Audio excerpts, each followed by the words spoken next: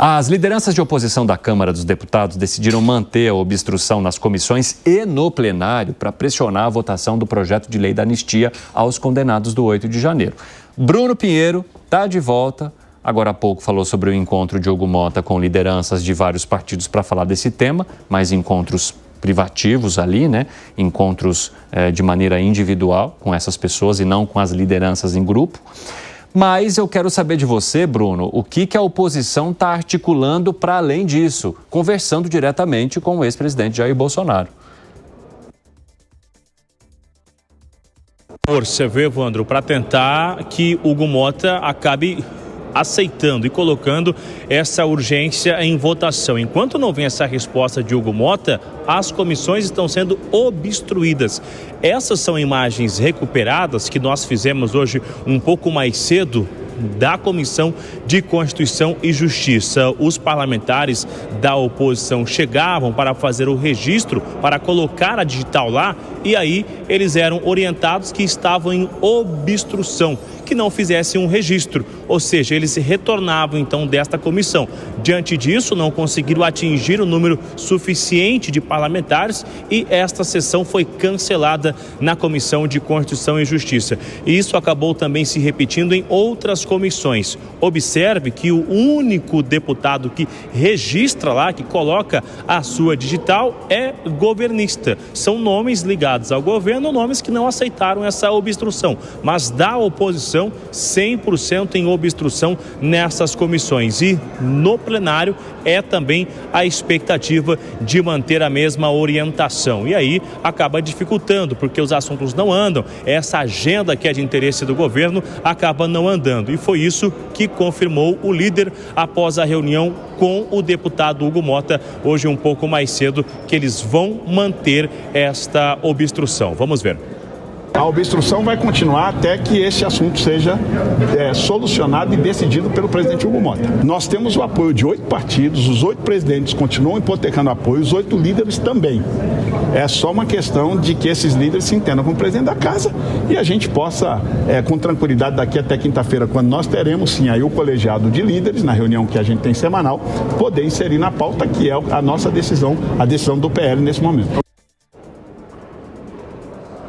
Evandro, essa reunião só acontece na quinta-feira. Hoje não foi uma reunião de líderes. Hugo Motta, ele se viu na necessidade de fazer uma reunião, conversar com esses líderes de forma individual. Então, a outra reunião, que será o encontro geral com esses líderes, ela vai acontecer na quinta-feira. Só que a oposição se reuniu hoje cedo na casa do deputado Zucco, que é o líder da oposição, e lá eles receberam essas orientações. Então, Hugo Motta reuniu com os líderes e, do outro lado, os líderes da oposição também se reuniram com os seus parlamentares. Então, reuniões e mais reuniões, até agora não chegaram em uma resposta final, que é se vai colocar em votação ou não. Diante disso, a obstrução segue 100% aqui na Câmara dos Deputados. Evandro. Valeu, Bruno. Um abraço para você. Ô Zé Maria Trindade, essa estratégia, ela costuma funcionar da maneira como a oposição espera? Sim, olha, a obstrução ela é regimental, né, e uma prática muito usada pela oposição, até porque quem tem que colocar a maioria no governo é a maioria, ou seja, o governo. A maioria no plenário é a maioria, ou seja, o governo. Mas a oposição, ela só é colocada em prática se houver a contribuição, a participação dos dirigentes das comissões permanentes, dos presidentes e do presidente da Câmara. Se o presidente quiser colocar quórum, ele convoca, coloca o efeito administrativo, isso é um horror por aqui. Efeito administrativo é o seguinte, quem faltar tem desconto na folha salarial, entendeu? Então, uma falta dessa aí é mais de 6 mil reais a menos no bolso do parlamentar no final do mês. Então, assim, quem está em obstrução, registra que está em obstrução e não tem a falta, mas ele obriga os outros a estarem presentes e fazer o quórum. Agora, a função de um presidente aqui, Evandro, é fazer a calma, fazer a coisa funcionar. Daí a preocupação de Hugo Motta, porque já existem reclamações ali pelos cantos, dizendo que o Congresso, que a Câmara não está funcionando bem, que a pauta está meio devagar, que não se vota projetos importantes, que a fila de votação no plenário não está boa. Enfim, já existem reclamações na gestão Hugo Mota. E uma obstrução assim, é claro que bagunça aquele estado ali do Congresso Nacional e não é o que um presidente da Câmara exatamente quer. Então ele está ali entre a cruz e a caldeirinha. Eita, Gustavo Segré já está tendo reclamação da nova administração do condomínio.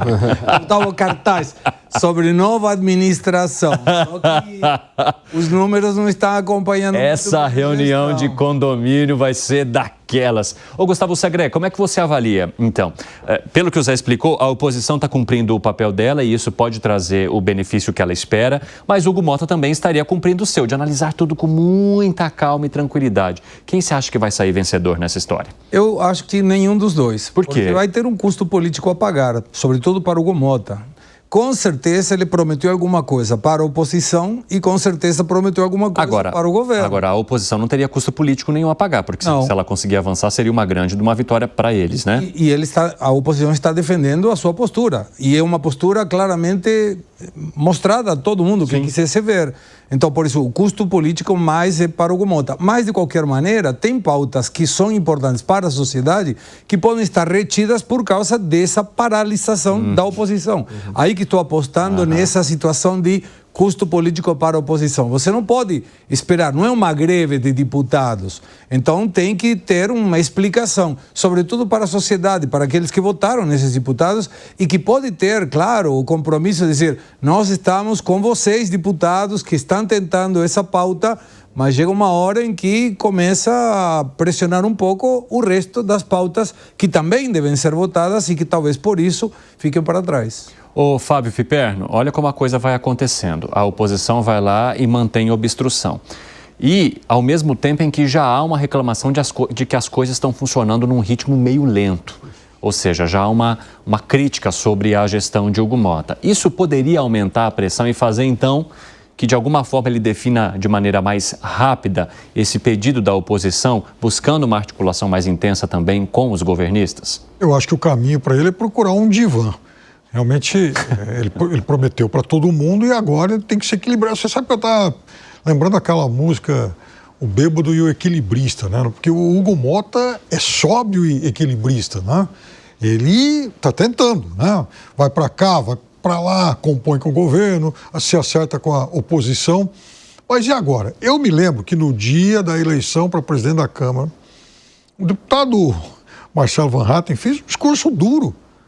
Ele disse, inclusive, aliás, ele teve pouco mais de 30 votos, né? E ele é de um partido que tem só 4 deputados.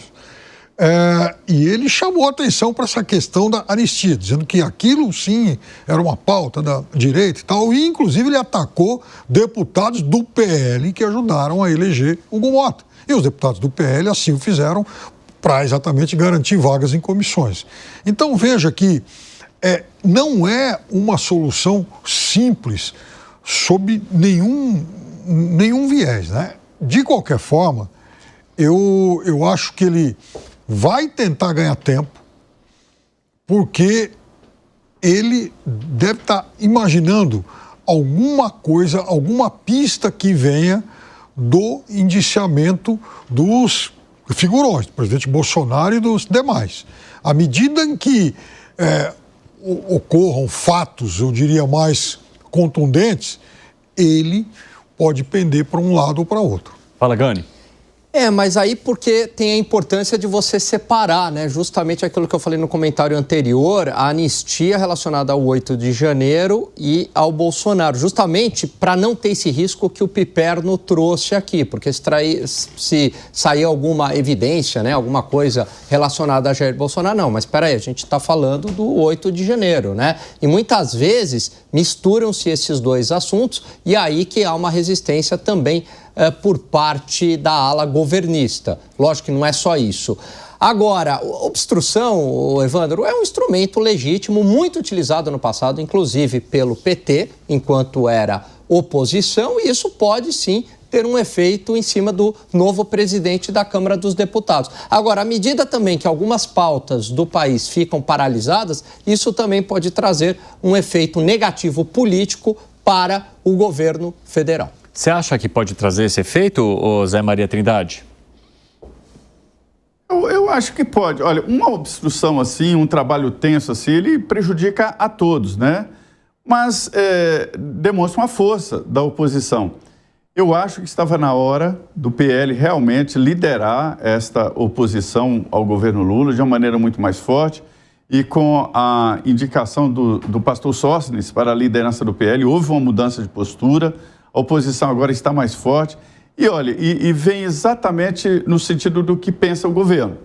A ida de Gleisi Hoffmann para a Casa Civil e esse embate dela com o governador de Goiás mostra exatamente isso. É uma nova postura do governo, de que não quer conversa com a oposição, e a oposição fica mais agressiva.